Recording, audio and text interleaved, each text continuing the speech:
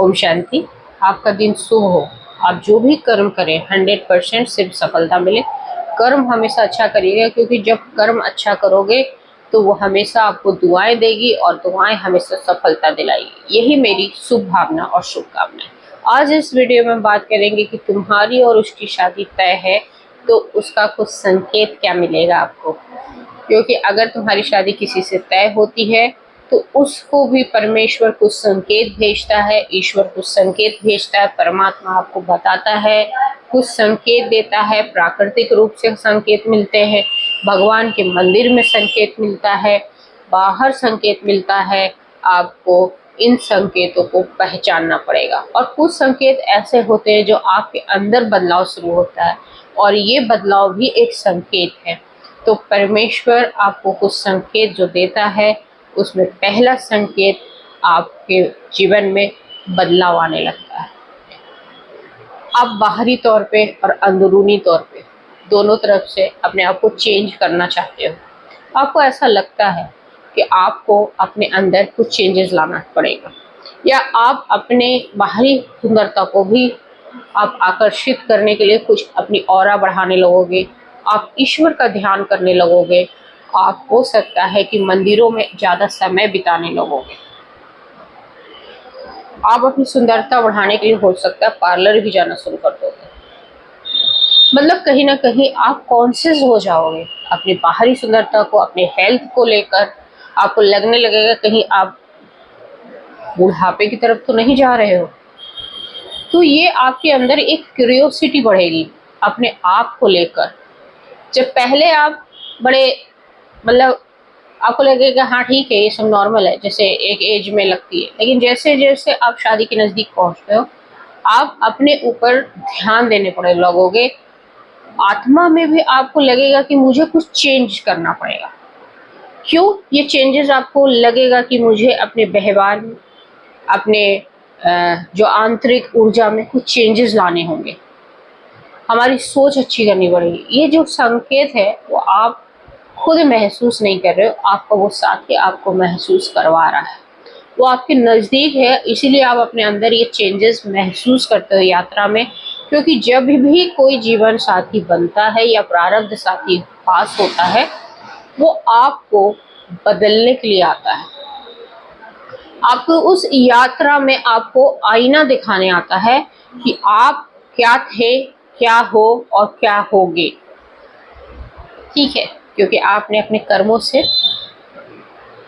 उसको सुख भी दिया होगा, उसको दुख भी दिया होगा, तो आपको ही आपका ही आईना दिखाना आता है। ये पहला संकेत है। दूसरा संकेत होता है कि आप हो सकता है बहुत सारी परिस्थितियों से गुजर चुके हो, दुख भी महसूस किया होगा, लेकिन अचानक से आपको वो दुख नहीं लग रहा है। आपको बड़ा इजी ले रहे हो आप इसको, आप कोई चिंता नहीं करते हो। अचानक से आप चिंता से बाहर आ चुके हो। तो ये भी संकेत है कि आप जिससे शादी करने वाले हैं वो साथी आपके नज़दीक है, क्योंकि वो आपको अपनी तरफ खींच रहा है, जिसमें सारी चिंता समाप्त हो चुकी है। संकेतों पे ध्यान दीजिएगा, क्योंकि ये संकेत हमें महसूस होता है लेकिन हम किसी को बता नहीं पाते हैं। ये परमात्मा हमें महसूस करवाता है कहीं ना कहीं। आप जिससे भी शादी से अगर आप डिटेल में पूछोगे ना, तो वो उसको है ना, शादी से पहले ऐसा लगता है, डर लगने लगता है। ये भी एक संकेत है। आपको ऐसा लगता है कि नहीं, आपको ऐसा लगेगा नहीं मुझे शादी नहीं करनी है। आपके मन में दो तरह के विचारधारा आने लगेंगे, करनी भी है और नहीं भी करनी है, क्योंकि आप परिस्थिति से डर रहे हो। आप उस सहभागी से जो आपने कर्म किए हैं, आपको पता नहीं है कि मुझे सुख मिलेगा दुख मिलेगा, आपको एक डर भी लगने लगेगा। ये आपका तीसरा संकेत है। चौथा संकेत है आप कहीं भी जा रहे हो, आपको कुछ वर्ड्स दिखते हैं, लेकिन हम ना जब ध्यान नहीं देते हैं, क्योंकि हम या तो ईश्वर से जब जुड़े हुए नहीं होते तो एंजलिक वर्ड जो होते हैं 1-1 आपको बहुत दिख रहा है। ये वीडियो देख रहे हो तो आप 1-1-1 का वीडियो है, 11 मिनट 11 सेकंड का वीडियो आपने देखा, या आप घड़ी पे देख रहे हो टाइम तो 11 मिनट 11 सेकंड हुआ है, 9 मिनट 9 सेकंड हुआ है। तो ये सब जो एंजलिक वर्ड है आपको इशारा देते हैं कि आपकी अलाइनमेंट अब ईश्वर की तरफ है और आप अपने साथी से मिलने वाले हो। आप सही रास्ते पे जा रहे हो। ईश्वर आपको इंडिकेशन देता है कि आप सही रास्ते पे जा रहे हो, बेझिझक होकर उस रास्ते पे जाओ। ये 3 बड़े संकेत हैं जो आपके जीवन में बदलाव लाते हैं, ठीक है। और जो प्राकृतिक रूप से संकेत मिलते हैं वो भी आपको खुश रखते हैं। जैसे आप प्रकृति आपको अच्छी लगने लगती है, ठीक है, आपको चिड़ियों की चहचहाट सुनाई देने लगती है, अचानक से सब कुछ ग्रीन ग्रीन नजर आने लगता है। ये एक प्राकृतिक संकेत है जो आपको खुशियों की नई खुशी जो आपके जीवन में आगमन होने वाली है, वो प्रकृति भी हंस के मुस्कुरा के उस चेंज को आपके जीवन में लाने के लिए तैयार खड़ी है। आप खुश हो रहे हो, आपको अच्छा महसूस हो रहा है। किसी का नाम आपके दिमाग में बार बार महसूसता होती है, ये चौथा संकेत है। आप बार बार किसी के नाम की तरफ अट्रैक्ट होते हो या आपको ऐसा लगता है कि ये नाम सुना सुना है, क्योंकि वो ही नाम आपकी पिछली जिंदगी में कुछ बड़ा कमाल किया आपकी यात्रा में, आपकी जीवन यात्रा में। तो वो नाम सुनकर ही आपको अच्छा महसूस होता है, या हो सकता है किसी को कोई दुख भी महसूस होता होगा, क्योंकि कहीं ना कहीं अगर हम किसी को साथी को दुख देते हैं तो वो नाम या उसने हमें दुख दिया है तो हमें वो दुख भी महसूस होगा। ये दोनों तरह के संकेत आपको इशारा देते हैं कि वो साथी अब आपके नजदीक है। छठा संकेत जो है वो